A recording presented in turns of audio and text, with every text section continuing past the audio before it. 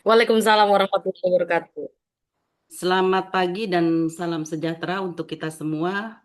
Yang kami hormati Bapak Sigit Widiarto MPD selaku dosen pengampu mata kuliah Linguistik Komparatif. Semoga sehat selalu ya Pak. Amin, Allahumma amin. Dan yang kami hormati dan kami banggakan rekan-rekan mahasiswa program studi Magister Pendidikan Bahasa Indonesia kelas EKC yang berbahagia. Puji syukur, marilah kita panjatkan kehadirat Allah Subhanahu wa Ta'ala karena atas rahmatnya dan karunia-Nya kita dapat mengikuti kegiatan perkuliahan dan presentasi pada hari ini dalam keadaan sehat walafiat.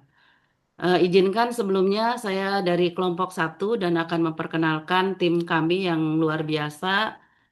Di antaranya ada Ibu Padilah Nurbaiti, ada saya sendiri Nur Yamah, kemudian ada Ibu Pika Fajrina Utami, ada Ibu Ardona Dewi Herani, dan ada Bu Mardiana Valantika. Jadi jumlah kami ada 5 orang dari kelompok satu. Pada kesempatan yang berbahagia ini, kelompok satu akan mempresentasikan materi yang berjudul Sintaksis Komparatif tentang kajian struktural bahasa dalam perspektif komparatif. Materi yang akan kami bahas meliputi pengertian sintaksis komparatif, pengertian sintaksis, satuan sintaksis, perbandingan tatanan kata antar bahasa, tatanan kata dalam komparatif, struktur frase, frase nominal lintas bahasa, strategi pembentukan klausa, perubahan sintaksis dalam keluarga bahasa, serta implikasi perubahan sintaksis dalam kajian linguistik. Melalui materi ini, kita akan melihat bahwa bahasa-bahasa di dunia memiliki tujuan yang sama sebagai alat komunikasi, namun memiliki cara yang berbeda dalam menyusun kata, frase, klausa, dan kalimat. Baiklah, teman-teman sekalian, tanpa memperpanjang waktu, kami persilahkan kepada Ibu Ardona untuk menyampaikan materi pertama. Kepada Ibu Ardona, saya persilahkan. Baik, Ibu, terima kasih. Yang share screen siapa, Ibu? Maaf. Teman-teman Eh, kelompok satu, apakah ada yang bisa share screen?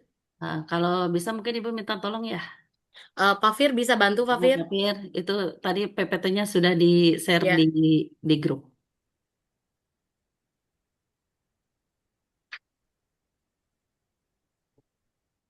Bentar ya.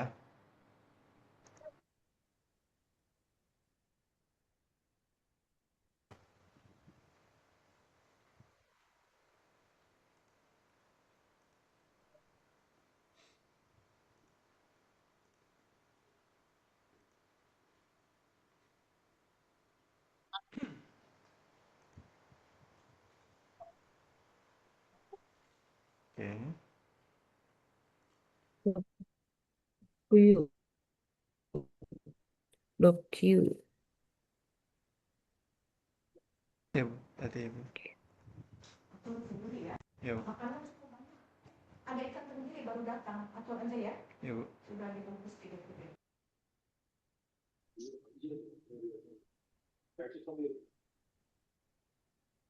Langsung ke slide kedua ya, Pak Fir.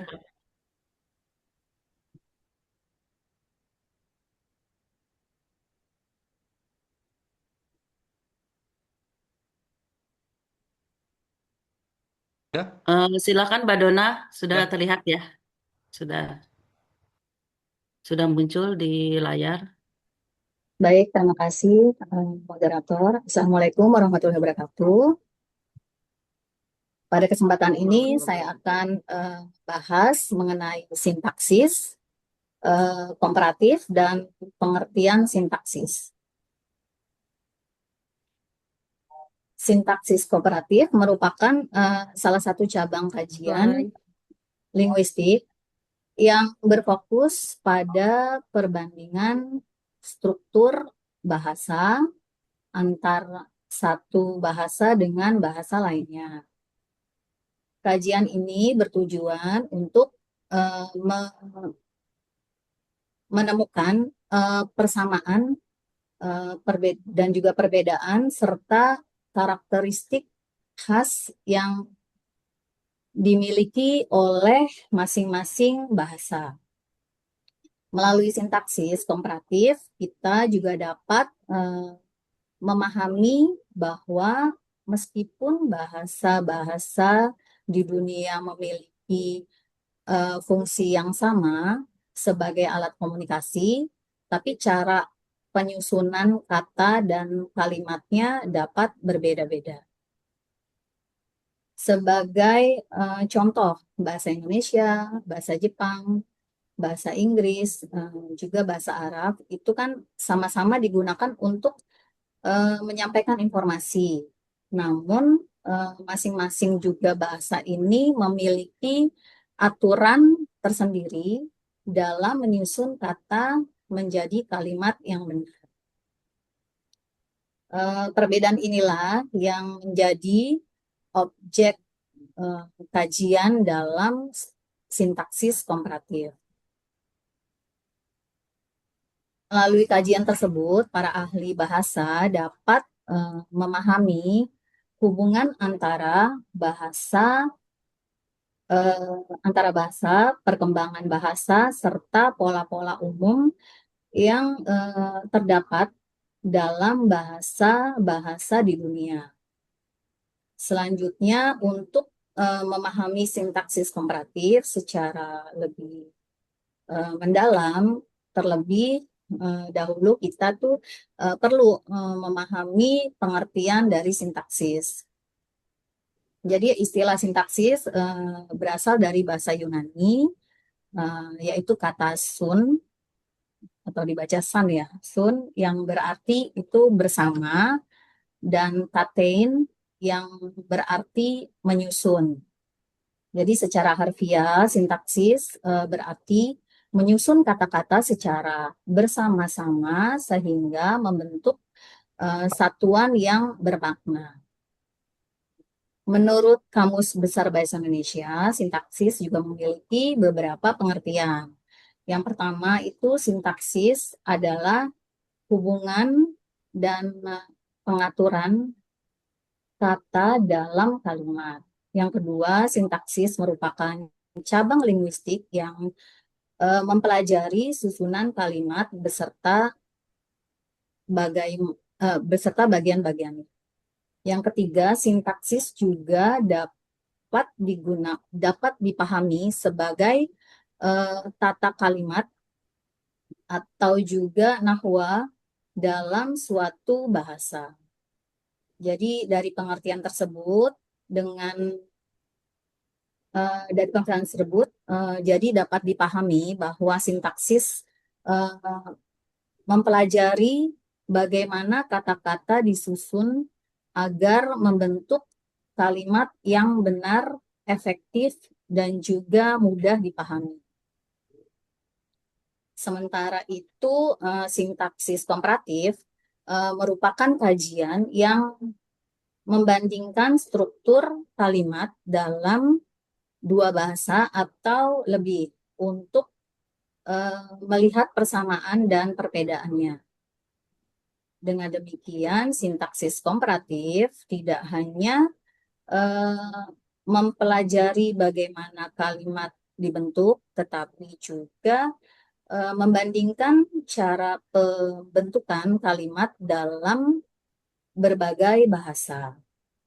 Demikian penjelasan dari saya kembalikan ke moderator. Terima kasih. Terima kasih kepada Ibu Dona atas penjelasannya yang sangat jelas. Dan dari pemaparan tersebut kita dapat memahami konsep dasar sintaksis dan sintaksis komparatif sebagai landasan dalam kajian ini. Selanjutnya kita akan membahas satuan-satuan sintaksis dan perbandingan tata kata dalam berbagai bahasa yang akan disampaikan oleh Ibu Pika Pajrina Utami. Kepada Ibu Pika, saya persilakan.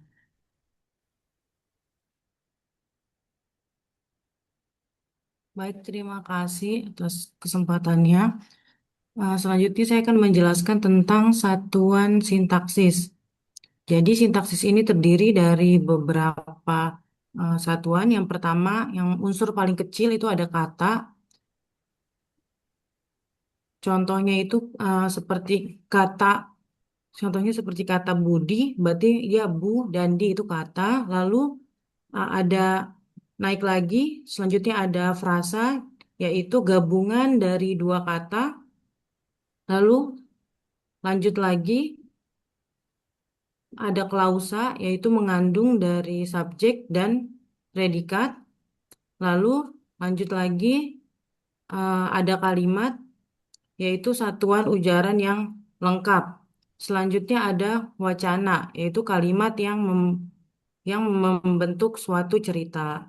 Nah, menurut Ramlan 2005, satuan sintaksis itu meliputi kata, frasa, klausa, dan kalimat yang saling berkaitan dalam membentuk struktur bahasa.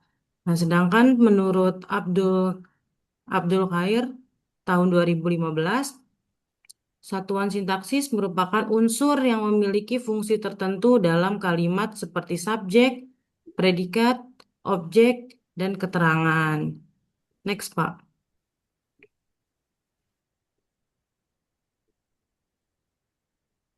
Nah, selanjutnya ada perbandingan tatanan kata. Nah, dalam slide ini menjelaskan mengenai perbedaan tatanan kata atau word order dalam beberapa bahasa di dunia, yaitu dapat dilihat di dalam slide ya, ada bahasa Indonesia, lalu bahasa Inggris, bahasa Jepang, dan bahasa Arab.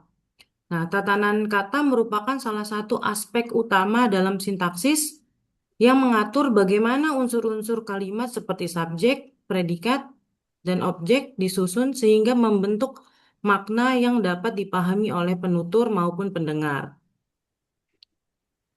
Dalam kajian tipologi linguistik, bahasa-bahasa di dunia umumnya diklasifikasikan berdasarkan urutan dasar unsur kalimatnya. Nah, di sini menurut Greenberg tahun 1963 terdapat beberapa pola utama yang ditemukan dalam bahasa-bahasa di dunia. Di antaranya ada subjek, verb, dan objek. Lalu ada juga yang biasa disingkat dengan SVO. Lalu ada juga subjek, objek, dan verb, yaitu biasa disingkat SOV, dan verb, subjek, objek, yang biasa disingkat dengan VSO. Nah, perbedaan pola ini tidak hanya mempengaruhi susunan kata dalam kalimat sederhana, tapi juga mempengaruhi keseluruhan sistem sintaksis suatu bahasa. Nah, dalam bahasa Indonesia dan bahasa Inggris termasuk ke dalam kelompok bahasa yang menggunakan pola SVO, yaitu ada subjek, verb, dan objek. Dalam pola ini, subjek ditempatkan pada posisi awal kalimat, diikuti oleh verba sebagai predikat, kemudian objek sebagai penerima tindakan. Sebagai contoh, bisa dilihat contohnya ada kalimat saya makan nasi. Itu dalam bahasa Indonesia dan dalam bahasa Inggris I eat rice. Kedua kalimat tersebut memiliki susunan yang sama sehingga memudahkan proses penerjemah secara struktural. Namun demikian tetap terdapat perbedaan penting antara kedua bahasa tersebut. Bahasa Indonesia memiliki tingkat fleksibilitas yang lebih tinggi dalam penggunaan struktur kalimat karena makna seringkali didukung oleh konteks percakapan. Nah, sebaliknya dalam bahasa Inggris sangat tergantung pada urutan kata yang tetap. Perubahan posisi unsur kalimat dalam bahasa Inggris dapat mengubah makna atau bahkan menghasilkan kalimat yang tidak gramatikal. Oleh karena itu, ketepatan urutan kata menjadi sangat penting dalam komunikasi dalam bahasa Inggris. Selanjutnya berbeda dengan bahasa Indonesia, bahasa Inggris, bahasa Jepang menggunakan pola SOV, yaitu subjek, objek, dan verb. Dalam pola ini, kata kerja ditempatkan pada bagian akhir kalimat. Sebagai contoh, yang bahasa Jepang, watashi wa gohan o tabeheru. yang secara harfiah artinya dapat diterjemahkan saya nasi makan. Jadi kalau kita urutkan langsung dari ke bahasa Indonesianya itu kalau satu-satu itu bisa diartikan saya nasi makan gitu. Nah, jadi posisi verba ini berada di akhir kalimat merupakan salah satu ciri khas dalam bahasa Jepang. Jadi yang membedakan dari banyak bahasa lainnya. Nah, sistem ini membuat pendengar seringkali harus menunggu hingga akhir kalimat untuk mengetahui tindakan atau peristiwa utama yang sedang dibicarakan. Lalu ada bahasa Arab yang biasa memiliki pola dasar VSO yang artinya verb, subjek, dan objek. Dalam pola ini, kata kerja muncul terlebih dahulu sebelum subjek dan objek. Contohnya pada kalimat akala al-waladu tufaha yang artinya anak laki-laki itu suka makan apel. Nah, posisi verba yang berada di awal kalimat menunjukkan bahwa tindakan atau peristiwa menjadi fokus utama dalam struktur kalimat. Namun demikian, dalam praktiknya bahasa Arab juga dapat menggunakan pola SVO. Jadi tergantung pada konteks dan tujuan komunikasi dari penutur. Nah, perbedaan tatanan kata tersebut menunjukkan bahwa setiap bahasa memiliki cara tersendiri dalam mengorganisasi informasi. Struktur sintaksis yang berbeda jadi bukanlah kekurangan atau kelebihan, melainkan hasil perkembangan dari masing-masing budaya bahasa. Jadi oleh karena itu, pemahaman mengenai tatanan kata menjadi sangat penting dalam kajian linguistik komparatif. Sekian pembahasan dari saya kembalikan ke moderator. Baik, terima kasih Ibu Pika atas pemaparannya yang sangat jelas. Dan melalui materi tersebut kita mengetahui bahwa bahasa memiliki hierarki satuan mulai dari kata hingga wacana, serta memiliki pola penyusunan kata yang berbeda-beda. Dan selanjutnya kita akan membahas struktur kalimat komparatif dan struktur frase dalam berbagai bahasa yang akan disampaikan oleh Ibu Mardiana Palantika. Kepada Ibu Diana, saya persilakan. Baik, terima kasih Ibu. Suaranya terdengar? Terdengar. Ya, makasih. Pada bagian ini kita akan membahas mengenai tatanan kata dalam kalimat komparatif. Kalimat komparatif adalah kalimat yang digunakan untuk membandingkan dua hal atau lebih berdasarkan suatu sifat atau karakteristik tertentu. Dalam bahasa Indonesia, pola yang umum digunakan adalah lebih, kata sifat, daripada, atau dari. Contohnya, Adi lebih pintar daripada Budi. Pada kalimat tersebut, kata lebih pintar menunjukkan adanya perbandingan kemampuan antara Adi dan Budi. Contoh lainnya adalah, tas ini lebih murah daripada tas yang kemarin. Sementara dalam bahasa Portugis digunakan pola mais do que, yang berarti lebih atau daripada, dan menos do que, yang berarti kurang daripada. Walaupun bentuknya berbeda, fungsi komunikasinya tetap sama, yaitu membandingkan dua objek atau lebih. Hal ini menunjukkan bahwa setiap bahasa memiliki strategi sintaksis masing-masing dalam menyampaikan makna perbandingan. Selanjutnya, kita akan membahas struktur parasa. Next, Pak.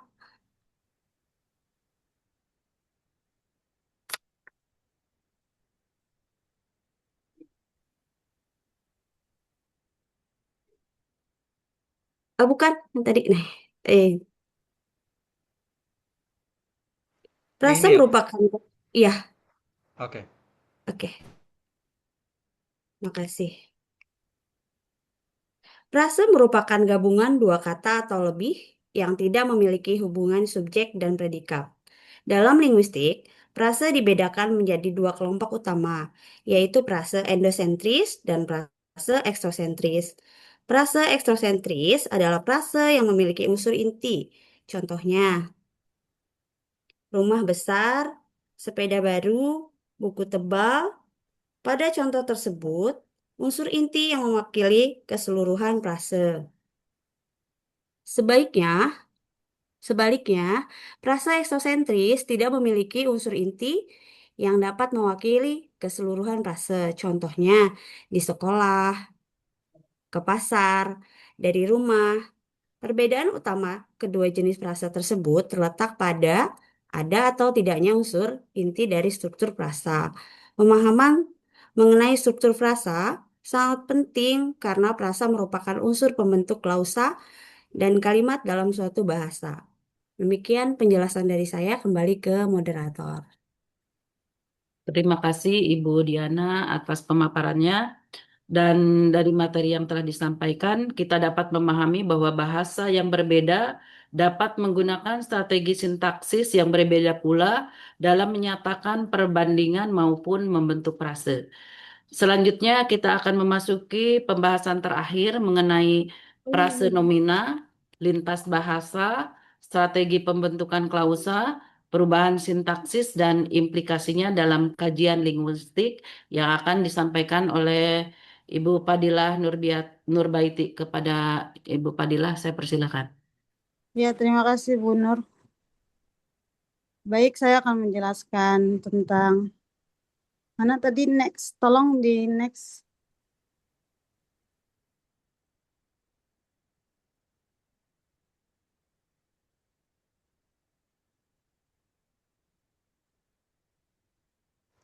Udah? Silakan, Mbak Padilah. Eh, Sepertinya belum di ini speakernya. Ya, Udah. Speakernya kedengeran nggak? kedengaran. Ya, Oke, kedengeran. baik. Terima kasih. Oke, saya akan lanjutkan frasa nomina. Frasa nomina merupakan frasa yang berpusat pada kata benda atau nomina. Hal yang menarik adalah posisi kata sifat dalam frasa nomina berbeda-beda pada setiap bahasa.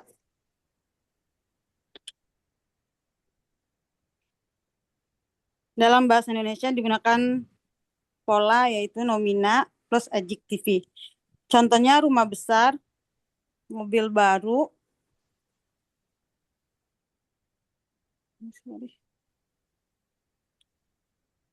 sedangkan bahasa Inggrisnya menggunakan pola adjektiva plus nomina, contohnya yaitu big house.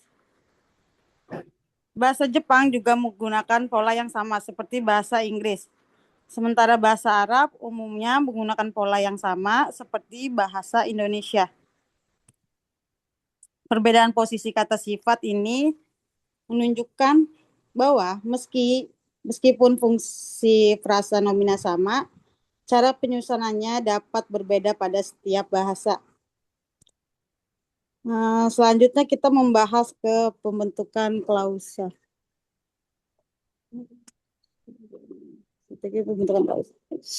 Baik. Klausa merupakan satuan sintaksis yang minimal memiliki predikat dan berpotensi menjadi kalimat. Dalam bahasa Indonesia terdapat beberapa jenis klausa. Klausa verbal, misalnya, dia membaca buku. Dan kalau klausa nominal itu, pamanku pelaut. Klausa adjektivalnya, anak itu pandai. Klausa numeralnya yaitu adik Mona 2 orang. Klausa profesional, buku itu berarti di meja. Selain itu, berbagai bahasa juga memiliki strategi yang berbeda dalam membentuk kalimat tanya. Bahasa Indonesia relatif fleksibel dan bahasa Inggris menggunakan inversi. Lalu bahasa Jepang menggunakan partikel tanya, sedangkan bahasa Arab menempatkan kata tanya di awal kalimat. Walaupun caranya berbeda, fungsi komunikasinya tetap sama, yaitu untuk memperoleh informasi. Selanjutnya kita membahas ke sintaksis dalam keluarga besar. Di dalam keluarga besar,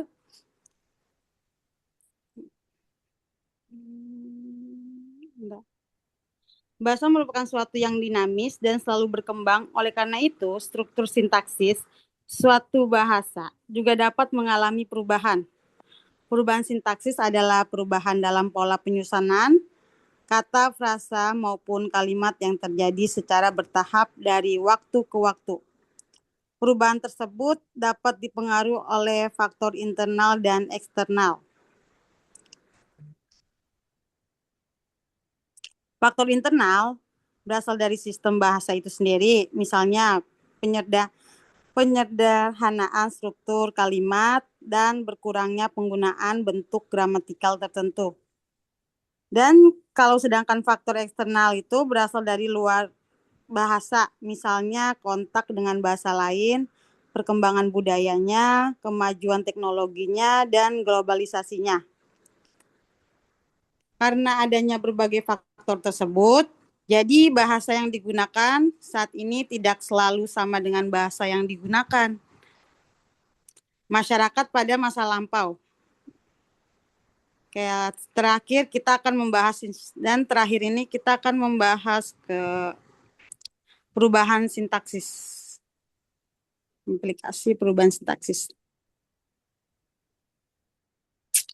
Perubahan sintaksis memiliki berbagai implikasi penting dalam kajian linguistik.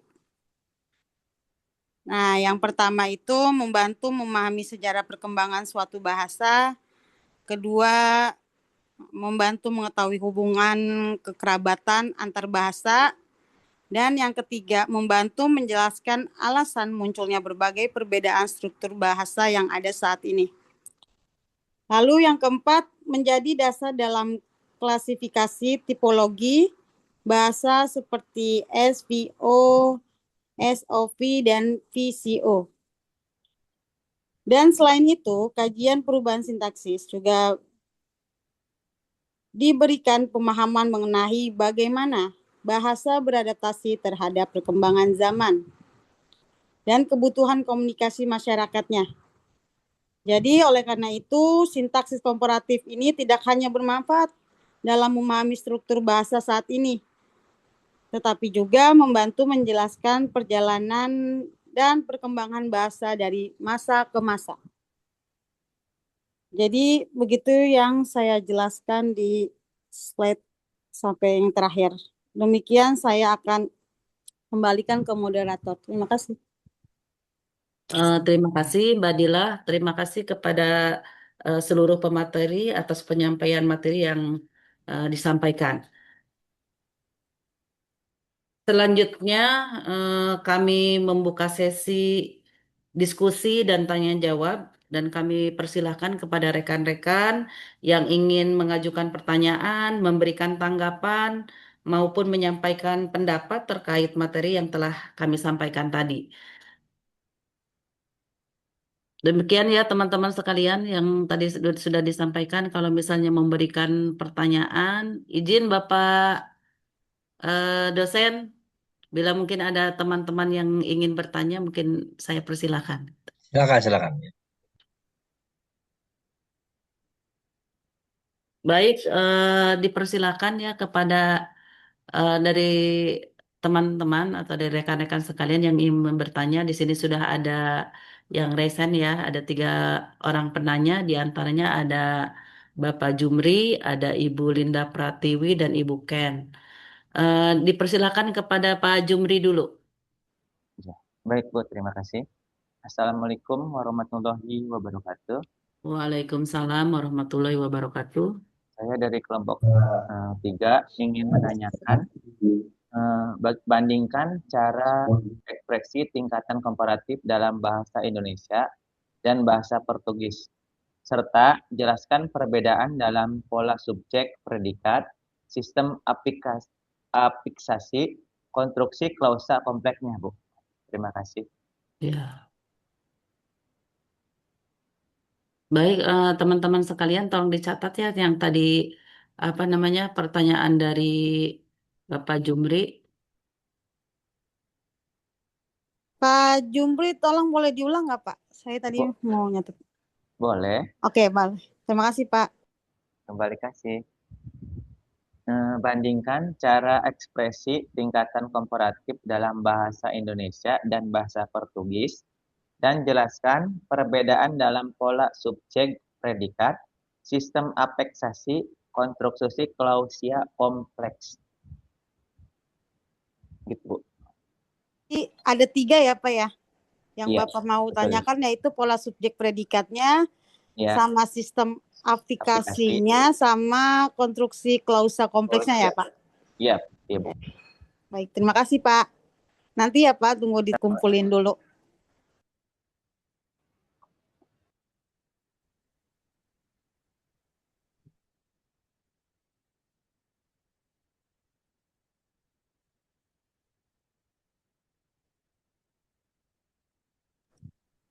Ayo, Bu Nur, tadi siapa lanjut lagi? Selanjutnya kepada Ibu Linda Pratiwi ya. Baik, terima kasih Ibu Nuryama. Teman-teman, izin bertanya. Eh, Setiap bahasa itu kan memiliki aturan yang berbeda ya teman-teman ya dalam menyusun kalimat. Seperti subjeknya, predikatnya. Kalau bahasa Indonesia kan kita menggunakan subjek predikat. Nah, perbedaan itu tuh kan eh, bisa juga mempengaruhi proses belajar sebuah bahasa. Kalau bahasa Indonesia subjek predikat, bahasa yang lainnya juga tadi kan setelah dijelaskan ada aturan yang lainnya juga ya. Nah, misalkan kan untuk bahasa Portugis gitu kan, bukan bahasa Portugis, orang orang asing ya, orang asing yang ingin belajar bahasa Indonesia juga kan pasti menghadapi kesulitan. Begitu begitu juga dengan saya gitu kan ya, ingin belajar bahasa asing juga kan akan apa namanya menemui kesulitan dalam struktur kalimatnya. Nah, pertanyaan saya adalah kalau melihat dari penelitian sintaksis komparatif bahasa Indonesia dan Portugis, Bu Nur, Iya. jelaskan perbedaan pola subjek predikat antara kedua bahasa tersebut.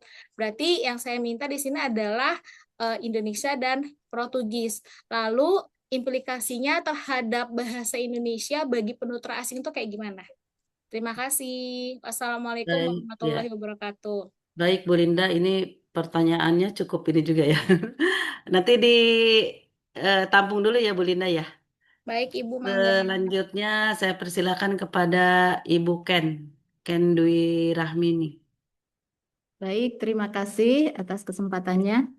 Eh, di sini saya akan bertanya, ini tadi kan sudah dijelaskan mengenai sintaksis gitu ya, Bu ya. Hmm. Di dalam sintaksis ini kan mungkin tadi yang sudah dijelaskan dari kelompok Ibu ini ada beberapa kesalahan gitu. Saya ingin tahu kesalahan apa yang paling sering terjadi di sintaksis ini. Misalnya di frasa, klausa, dan kalimat komparatifnya itu apa saja gitu, kesalahan-kesalahan yang sering terjadi gitu. Itu Nah, saja dari saya. Terima kasih. baik. Kesalahan apa tadi, Bu? Sintaksis di Kesalahan frasa, sintaksis. klausa gitu, Bu. Ya.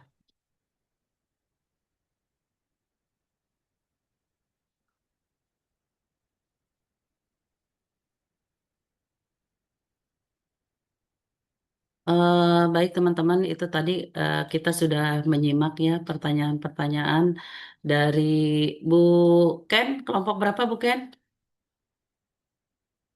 Kelompok 2, Bu. Kan Bu Ken kelompok 2 ya. Kalau Bu Linda tadi kelompok berapa ya? 3, Bu. Oh, kelompok 3 ya baik.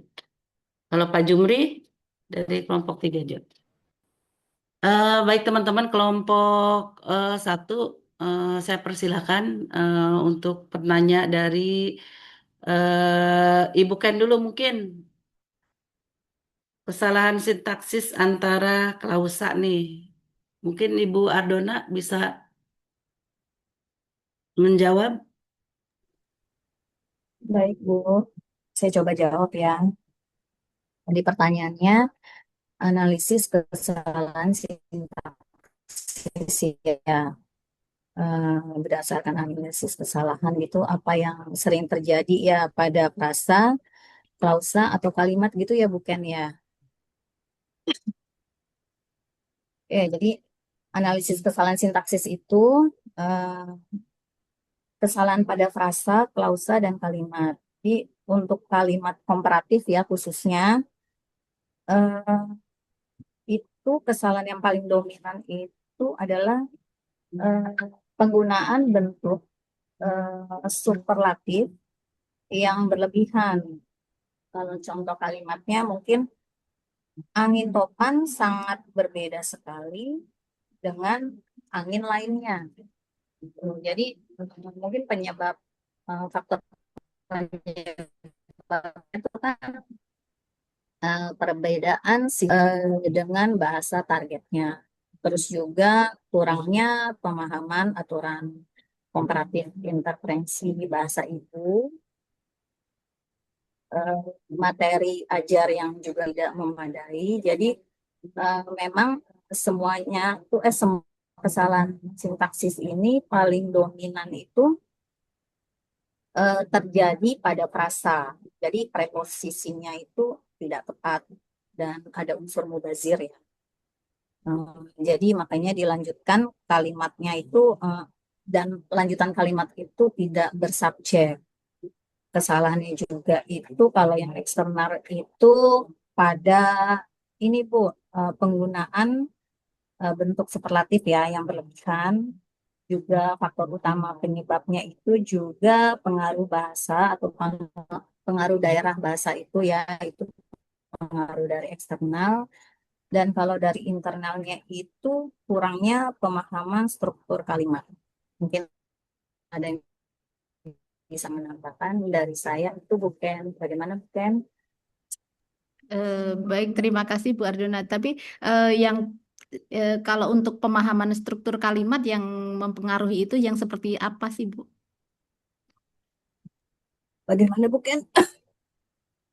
Tadi kan ada penyebabnya ada perubahan struktur kalimat gitu ya. Yang mempengaruhi yang seperti apa? Apakah setiap bahasa itu struktur dari bahasa daerah tadi kan misalnya itu yang seperti apa gitu? Kalau maaf ya Bu Ken ya, kan tadi disampaikan Bu itu ada kan kesalahan ya, misalnya kesalahan pada bidang prase gitu. Eh, Kesalahan pada bidang prase ini maksudnya penggunaan katanya berlebihan gitu. Misalnya gini, eh, para mahasiswa gitu, itu kan ada pemborosan ya dalam kalimat. Harusnya kalau sudah ada para gitu, udah tidak usah lagi menggunakan mahasiswa-mahasiswa. Jadi udah saja para mahasiswa atau paranya dihilangkan mahasiswa-mahasiswa gitu ya. Itu kesalahan sintaksis di bidang frase. Nah, kalau di bidang klausanya yaitu ketidaktepatan hubungan antara subjek dan predikat sehingga klausa menjadi tidak jelas. Klausanya tidak jelas. Contohnya karena hujan deras sehingga kegiatan dibatalkan seperti itu. Jadi kesalahannya pada penggunaan frase dan klausa gitu, bukan. Baik, terima kasih atas penjelasannya Bu.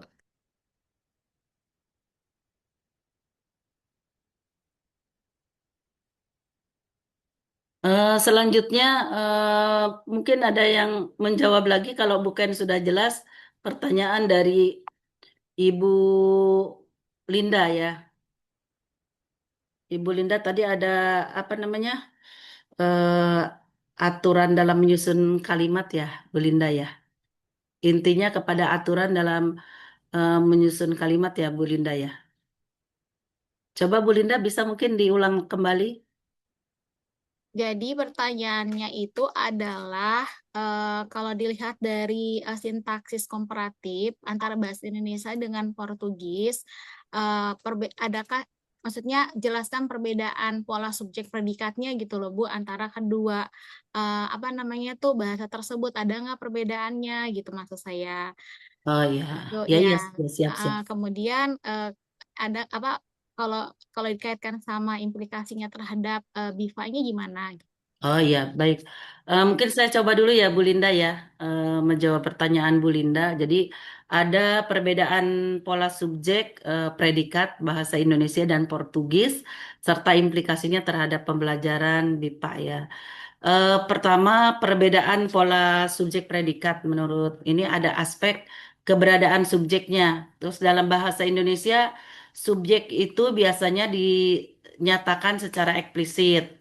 Kemudian perubahan perbanya, perba tidak berubah menurut orang atau jumlah. Kemudian urutan dasarnya subjek, predikat. Kemudian dalam bahasa Portugis, subjek dapat dihilangkan karena informasi sudah tercermin dalam bentuk perba, sehingga perbanya berubah sesuai orang dan jumlah konjugasi.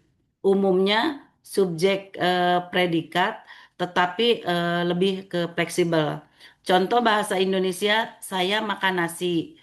Kalau bahasa Portugis, maaf ya saya nggak bisa nih ngomongnya bahasa Portugis. Kalau diartikan sama juga sih sebenarnya, saya makan nasi. Kemudian ada subjek e-nya dapat dihilangkan karena bentuk verba. Kemudian komo gini aja ya, saya ini aja ya bahasa ini saya nggak bisa sih bahasa Portugis.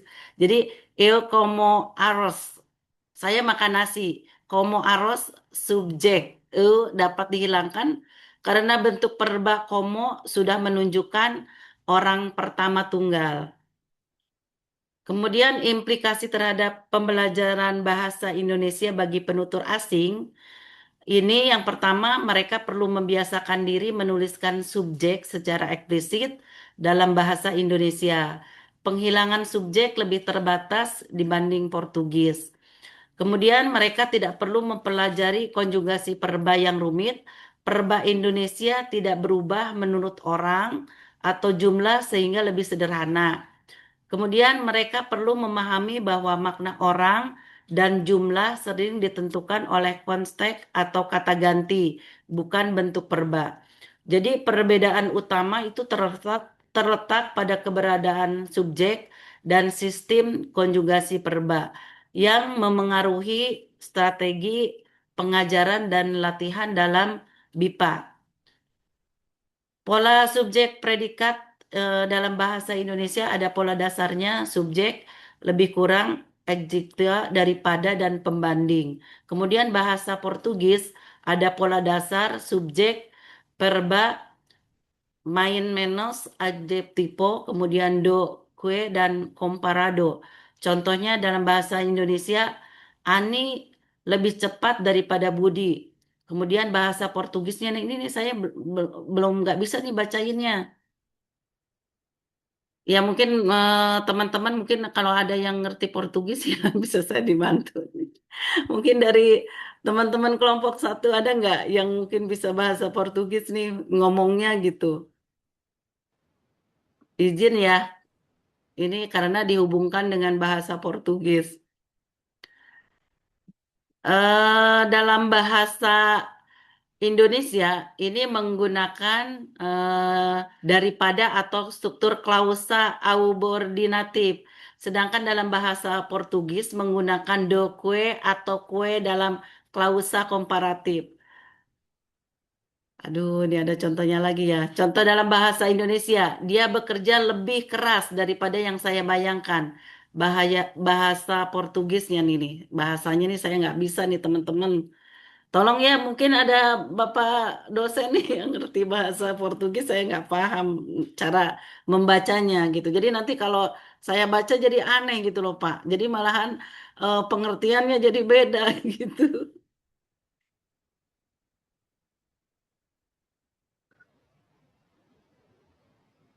Ayo izin Bapak, bagaimana nih solusinya ya? Saya tidak bisa mengucapkan dalam bahasa Portugis. Bapak speakernya sepertinya belum diaktifkan.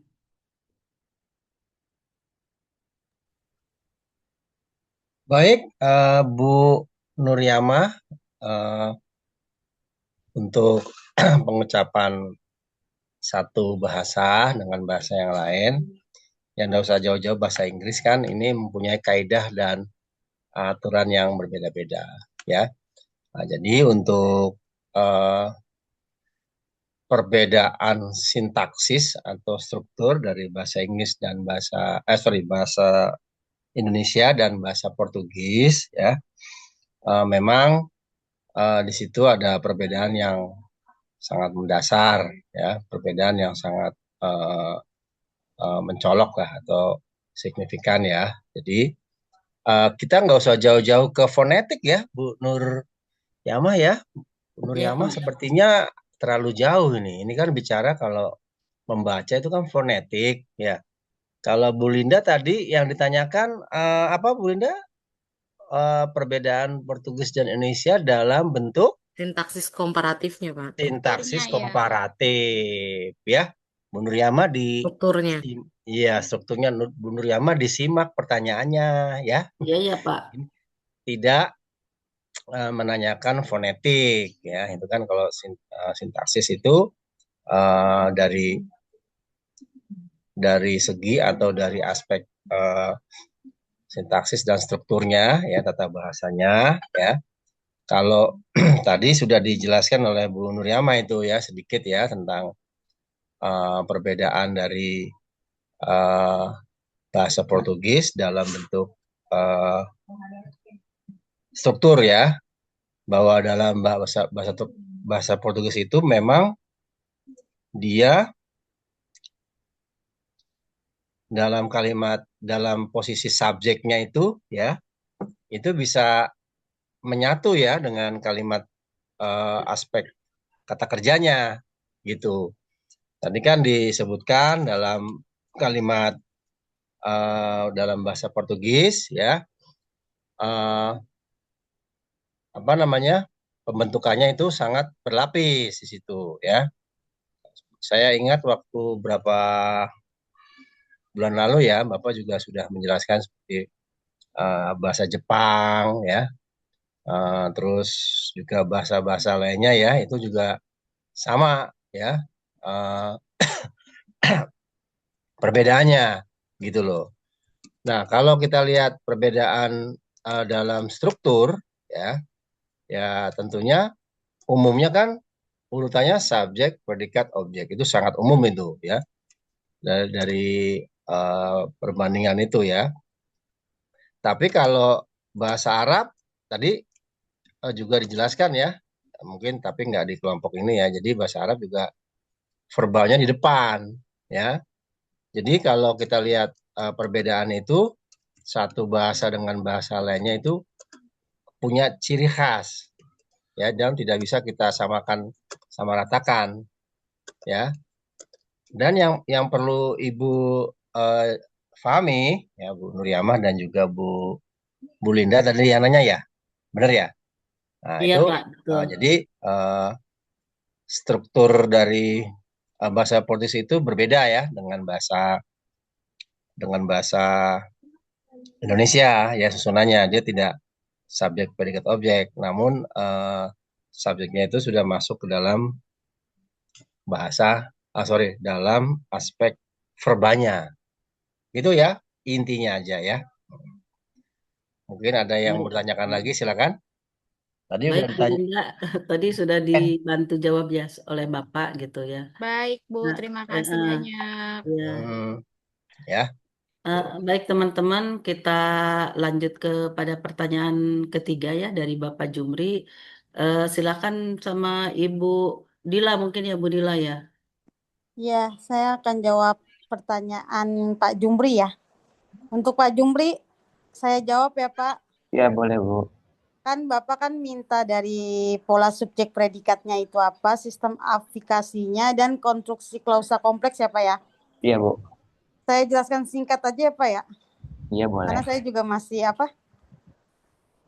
sama-sama belajar. Jadi nih Pak, untuk perbedaan pola subjek predikatnya itu, aspek yaitu urutan konstituen dan kelakuan struktur bahasa Indonesianya yaitu seperti S, split P, O, split K, stabil dan tetap dan lebih kaku, tapi urutannya tetap. kalau bahasa Portugisnya itu fleksibel, dapat dibolak-balik, dan lebih fleksibel juga dengan sistem konjugasi kompleksnya. Jadi penjelasannya di bahasa Indonesia itu, dalam bahasa Indonesia itu urutannya kayak seperti S, split P, split O, kayak gitu, selalu stabil, tidak dapat dibalik tanpa mengubahnya makna. Lalu Portugis fleksibilitas urutan konstituennya karena sistem konjugasi verbal yang kompleks, subjek melalui kata kerjanya. Jadi gitu, Pak. Nah, kalau misalnya sistem aplikasinya itu, kalau perbedaan sistem aplikasinya, aspeknya perbedaan sistem aplikasi dan kompleksitasnya dalam bahasa Indonesianya itu yaitu adverbia lebih kurang, yaitu sintaksis. Afiksasi sederhananya kayak me dan ber dan di gitu. Nah, kalau bahasa Portugisnya sufiks, morfologis atau adverbia dan afiksasi lebih kompleks dengan konjugasi. Nah, yaitu bahasa Indonesia menggunakan pendekatan sintaksis kata lebih ditempatkan sebelum kata sifatnya. Kayak bahasa Portugisnya dapat menggunakan pendekatan morfologis, sufiks atau sintaksis. Sistem aplikasi Portugisnya lebih ke kompleks dengan konjugasi verbal yang bervariasi berdasarkan subjeknya. Nah, sedangkan kalau perbedaan konstruksi klausa kompleksnya yaitu aspek kata penghubung dan struktur klausanya bahasa Indonesia yaitu sederhana. Seperti kayak dan, tapi, karena. Karena sederhana langsung bahasa Portugisnya itu kayak lebih rumit, variasi konjungsi dan lebih kompleks dengan subordinasinya. Penjelasannya penghubungan sederhana konstruksi klausa relatif langsung. Nah, kalau Portugisnya konstruksi klausa lebih rumit dengan berbagai jenis konjungsi, subordinatif dan koordinatif.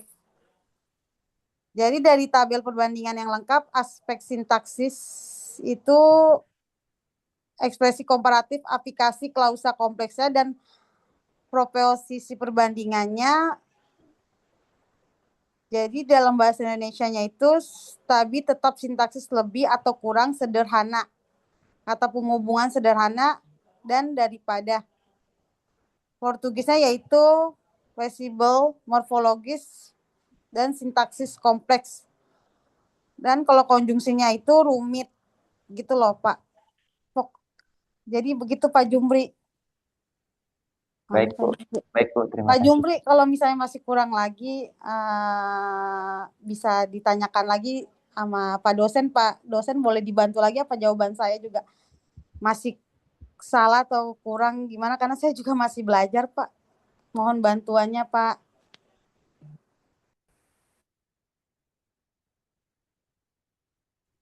Oke, sudah selesai dijawabnya atau belum?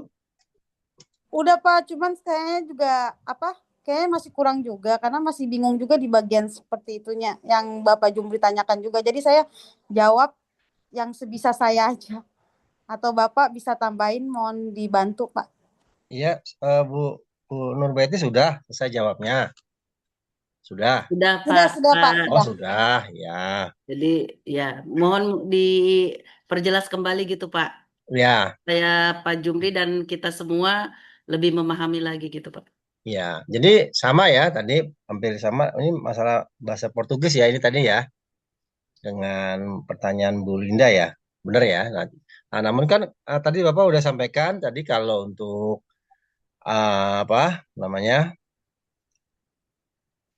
kalau nanya bahasa Portugis jadi Bapak harus menjelaskan itu bahasa Portugis itu sama dengan bahasa Brazil ya.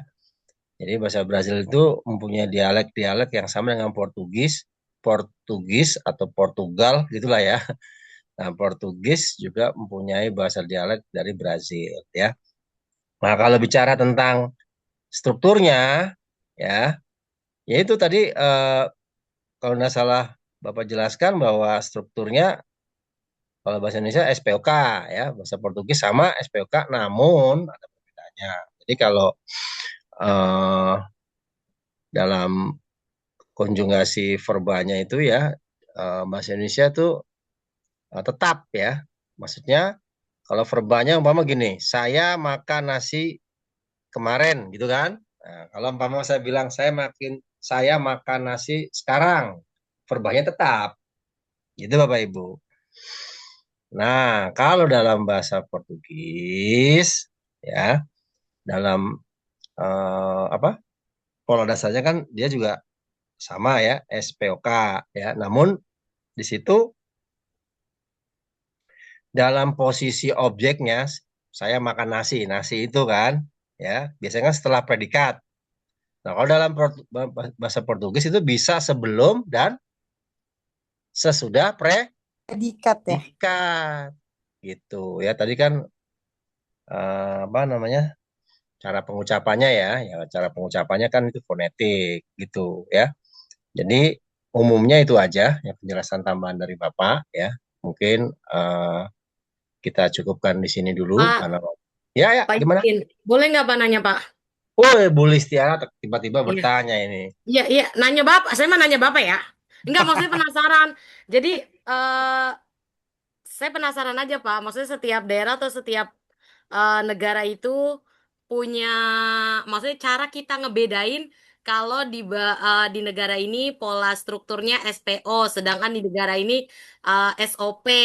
Itu bedanya di mana gitu Pak? Apakah lewat persebarannya? Kalau daerah Asia ke sono mah Wah, begini. Kali maksudnya untuk mempermudah, karena kan ini faktual ya Pak ya. ah, Kadang otak itu butuh rangsangan, gitu kan, agar bisa nginget. Iya, biarkan kita lancar, ntar tes selesai. ah, Begitu, Pak. ah, iya, iya. Mungkin Ya gitu, Bu, Pak. jadi Ya. umumnya ya Heeh. kalau kita kan Austronesia, rumpun Austronesia. Australia, Pernah heeh. itu Bapak bahas ya beberapa waktu yang lalu ya. Ya. Memang kalau bicara Austronesia memang umumnya Mm-mm. SPOK. Ini ya apa nyambung ke pertanyaan Pak Jumri ya. Karena kan yang Bapak jelaskan tadi kan membantu menjawab pertanyaan Bu Jumri dan membantu Bu Nurbaiti ya, yang katanya saya kurang bisa gitu, saya nggak bisa gitu, saya kurang mampu gitu katanya, mulu nih. Nah jadi dia struktur itu ya, struktur kalau di luar dari Austronesia biasanya dia ya kayak Arab gitu, itu SOP. bukan Oh, S apa sih dia? apa Eh, tadi, ayo kata kerjanya dulu iya, depan. iya. Dia Subjek. kata kerja dulu. Enggak, Arab, Oh, dulu ya. bahasa Arab. Oh, Ini Arab. Rebani Arab, kali Arab. Arab Arab, maklum. ya. Ya, jadi kalau umumnya itu aja secara umum ya. Tapi ada juga perbedaan sedikit-sedikit. Kalau Austronesia itu umumnya SPOK, Bu, gitu ya. Umumnya. Nah, namun dalam SPOK-nya juga kayak seperti tadi bahasa apa namanya? Bahasa Jepang, umpama kan? Bahasa Jepang itu Jepang. SPOK, tapi ada perbedaannya kalau dia, Kebalik. umpama kayak gini, saya tidak makan nasi, gitu kan? Saya tidak makan nasi. Itu bahasa Jepangnya juga umumnya SPOK. Tapi ketika dibuat kalimat negatif, saya tidak makan nasi. Nah, tidaknya itu di belakang kalimat dalam bahasa Jepang. Oh. Tidak atau no, kalau bahasa Inggrisnya no kan? Itu di belakang pakai Jadi kata seng. keterangan gitu, Pak. Bukan. Iya, kalau di Indonesia jadi kalau di belakang kan keterangan kan, tapi kalau di bahasa Jepang kalau negatif itu tidaknya itu di belakang kalimat gitu. Saya tidak makan nasi. Jadi makan tidak. Kalau diterjemahkan dalam bahasa Indonesia, saya makan nasi, tidak nasi. saya Gitu. makan nasi Tidak. tidak. Oh, saya makan nasi tidak. Nah, kalau negatif, tapi kalau positif sama dia SPOK. Kalau kalimat tanyanya itu kayak kalau di Indonesia jadi kayak kalimat tanya. Makan tidak. Oh iya, sama. Jadi kalau kalimat tanyanya ya apa namanya?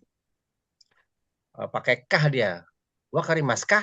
Gitu. Kah dia. Kalau Oh, negatif, wah partikel ya karimaseng. kalau di Nah, bahasa Jepang. Gitu. Nah, iya kita iya. kembali ke bahasa Portugis dulu ya. Ini Oh iya iya siapa?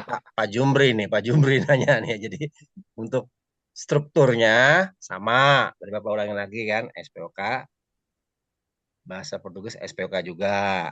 Nama ada perbedaannya kan tadi? Apa tadi Mm-mm. perbedaannya? Masih ingat? Kalau bahasa Portugis ya, predikatnya bisa sebelum dan Sesudah sesudah. objeknya. Gitu loh, ya. Gitu. Jadi apa namanya? Ada perbedaan lagi gitu. Walaupun di bahasa lain juga di bahasa-bahasa negara lain juga sama. Gitu pula bahasa Itali, Prancis dan seterusnya. Jadi saya berharap Bu Listiani dalam 5 tahun ke depan itu bisa menguasai paling tidak 2 bahasa lagi, bahasa asing. Wih, amin. Bahasa Amin ya. Arab, bahasa Arab dan Heeh. bahasa Mandarin. Begitu. Oh iya. Kenapa harus bahasa itu, Pak? Tapi Karena kalau Arab nanti pas Bu Listiani umroh atau haji Heeh. lancar ngomong sama orang Arab. Oh iya, gitu. Bahasa Orang Mandarin? Arabnya udah pada pintar ngomong Indonesia, Pak, sekarang. Iya, Oh gitu. benar, Jokowi, betul. Iya Uang Jokowi, Uang Jokowi gitu. iya tapi dalam jargon-jargon dan bahasa-bahasa utama saja. Tapi ketika kita bertanya lebih spesifik, Mama menanya, minta tolong apa namanya arah ke maktab Azuriyah di mana gitu. Kalau lagi Hmm. nyasar itu nggak bisa, ya kan harus pakai bahasa bahasa Hmm. Arab atau bahasa Inggris lah gitu ya Bu. Iya, iya Kalau siap, Pak. Perancis enggak ya Pak Perancis? Kenapa maaf suaranya? Kalau Perancis enggak, kayaknya kemarin disuruh masukin ke kurikulum deh Oh Perancis Prancis, ya. Mm-mm. Prancis. Oh sama ya, Pak Presiden. oh gitu ya. Gara-gara dia sering ketemu sama presidennya kayaknya ya. Iya, Iya, betul, betul. Ya habis Pak. pulang dari Perancis. Oh Bulan iya dari ya. Prancis katanya nanti suruh seluruh rakyat Indonesia suruh belajar bahasa itu, Pak. Oh gitu Siap ya. dah. Iya. Ya tapi kan kalau presidennya Prabowo, kalau ntar tidak lagi kan insya Allah sama yang saya suruh Bu Listiani belajar Siap, bahasa Mandarin sama bahasa Arab. Arab. Tuh. Mandarin karena banyak penduduknya, Pak. Iya betul. Tersebar penduduknya. Iya penuturnya betul. Oke. Oke. Oke ya. Siap. Iya, Terima Udah kasih, Pak. cukup ya waktunya. iya. Terima Cukup, kasih. Baik, Pak. Pak. Atau mau ditutup dulu Ya, kelompok ditutup 1? dulu ya, Pak. Ya, saya Ada tutup lagi? dulu ya, Pak. Hah? Saya Iya. berikan kesimpulan mungkin dari kelompok kami. Oh ya. Silakan. Eh, Baik, Bapak dosen dan rekan-rekan semua, berdasarkan seluruh pembahasan yang telah disampaikan, dapat dipahami bahwa sintaksis komparatif merupakan cabang linguistik yang mempelajari persamaan dan perbedaan struktur bahasa melalui perbandingan 2 bahasa atau lebih. Melalui kajian ini, kita mengetahui bahwa setiap bahasa pada dasarnya memiliki unsur pembentuk yang sama, yaitu kata, frase, klause, kalimat, dan wacana. Namun, cara penyusunan unsur-unsur tersebut dapat berbeda sesuai dengan sistem dan karakteristik yang dimiliki masing-masing bahasa. Selain itu, bahasa juga mengalami perubahan dari waktu ke waktu. Perubahan sintaksis dapat terjadi karena faktor internal maupun faktor eksternal, seperti perkembangan budaya, kemajuan teknologi, serta interaksi dengan bahasa lain. Dengan kata lain, sintaksis komparatif membantu kita melihat bahwa keragaman bahasa bukanlah suatu hambatan, melainkan sebuah kekayaan yang menunjukkan beragam cara manusia dalam menyampaikan gagasan, pengetahuan, dan pengalaman hidupnya. Oleh karena itu, kajian sintaksis komparatif memiliki peranan yang sangat penting dalam linguistik karena memberikan pemahaman yang lebih luas, lebih mendalam, dan lebih sistematis mengenai struktur bahasa yang digunakan manusia di berbagai belahan dunia. Demikian berakhirlah presentasi dari kelompok kami, kelompok 1. Terima kasih kepada Bapak dosen, Bapak Sigit Widiarto yang sudah memberikan tadi masukan kepada kelompok kami. Mudah-mudahan menjadi untuk memperbaiki, Pak, PT kami dan sebagainya. Di masa yang akan datang, mudah-mudahan materi ini bermanfaat untuk kita semua. Saya ucapkan sekali lagi mohon maaf bila saya ada kekurangan, Bapak, izin. Iya. Terima kasih. Assalamualaikum warahmatullahi wabarakatuh. Waalaikumsalam warahmatullahi wabarakatuh. Ya baik ya Foto semuanya bareng ya. Pak boleh? Ya, jadi Bapak ulangi lagi ya, biar nggak lupa. Sebelumnya Bapak ucapkan terima kasih dan beri apresiasi pada kelompok hari ini. Moga-moga bisa menjadi bahan materi ya. Dan minggu depan jangan lupa akan ada tes lisan satu persatu. Allahu Akbar, jangan dilihatin kali Pak. Allah. Allahu Akbar. Satu persatu banget itu Pak. Jadi Serius Satu persatu secara Pak, Pak di beneran tes Pak, tes. Satu-satu secara banget Satu acak. persatu. beneran, Jadi biar beneran Pak. agak deg-degan gitu, Iya. secara Untuk acak. presentasinya kumaha? Untuk Ya nanti presentasi gimana? dibagi berapa puluh menit untuk tes, berapa menit untuk presentasi. Oh gitu. Oh. Absen Bapak, absen hari pertama ini tes. materinya, nggak ada nggak Bapak yang mau di-share materi? Oh Hari ini. materi, karena tadi waktunya kan Bapak harusnya menyampaikan karena Hmm. tadi bahasanya agak panjang, jadi nanti akan Bapak sampaikan di waktu-waktu yang akan datang nanti materi ini. Oh iya. Enggak, takutnya besok nggak cukup, nggak apa-apa Pak. Udah besok presentasi sama materi Bapak. Udah Nanti seneng malah kok. bingung Bapak kasih materi aja nggak dijelaskan. Siap. Jadi yang Yaudah penting, kami minta materi yang kemarin juga ya Pak ya. Kan ya belum. boleh. Ya, jadi nanti yang penting belajar ya. Siap, insya Allah. Tapi jangan Siap, pada Pak. diem dong minggu depan, ntar mentang-mentang ada tes lisan, yang lain pada diem aja nggak bilang, diem aja, nggak ada yang bilang, Pak kok nggak ada tes lisan gitu, Ah, Nggak apa-apa Pak. nggak apa-apa Pak. eh, Jadi harus ada yang mengingatkan gitu ya. takutnya Oke saya juga baik, lupa Pak. ya terima kasih Pak ya foto ya. atas partisipasi hari ini ya, Siap. dan tetap jaga kesehatan, kelola stres, dan selamat beraktivitas, dan Siap, Bapak. selamat berakhir pekan. Wabillahi taufiq wal hidayah. Wassalamualaikum warahmatullahi wabarakatuh. Selamat siang semua. Assalamualaikum warahmatullahi wabarakatuh. Pak foto. Oh, foto Foto dulu. bareng Pak. Iya. Foto. Saya aja ya Pak Fir ya, biar sekalian kasih dokumentasinya. Sip. Oke Bapak Ibu, berikan senyum terbaiknya. Kita foto dulu. Punten bentar. Oke, slide pertama ya. 1, 2, 3. Berikutnya. Gaya bebas. Ya. Slide kedua. 1, 2, 3. Satu lagi. Bentar. 1, 2, 3. Oke. Terima Oke. kasih. Oke. Makasih banyak Bapak. Ya. Sehat-sehat. Besok kalau Bapak nggak ingat berarti kita nggak jadi ulangan gitu ya Pak. Iya Pak. Amin, amin. Bu Listi yang ingatkan. Aduh. Oke. Ya Bapak, hati-hati. Sehat-sehat Pak. Terima Kalau nggak kasih ingat Pak. rezeki ya Pak ya. Terima kasih Pak. Terima kasih Pak Sigit. Ya. Makasih Bapak. Oke, teman-teman, kita ketemu lagi di jam 2:30 untuk Medlit. Kata Bu Sinta, kuliah mandiri alias kerjain artikel aja bagi yang belum, atau mengerjakan apapun lah, terserah Bapak Ibu. Yang jelas artikel diperpanjang kan ya, sampai tanggal 22 kan? Iya. Ya, sudah 19 selesai ya Juni. kayaknya ya? Mantap, dua ya Bu. Ya, sip, tanggal 22. Bu Sinta mah bener-bener emang tahu aja ya kita mau dikasih tes lisan. Jadi minggu ini bisa fokus buat tes lisan. Wah, elah ada gedubrak. Insya Allah. Dah yuk Bapak Ibu, selamat istirahat, selamat sholat. Istirahat semuanya. Assalamualaikum. Terima Sampai kasih. ketemu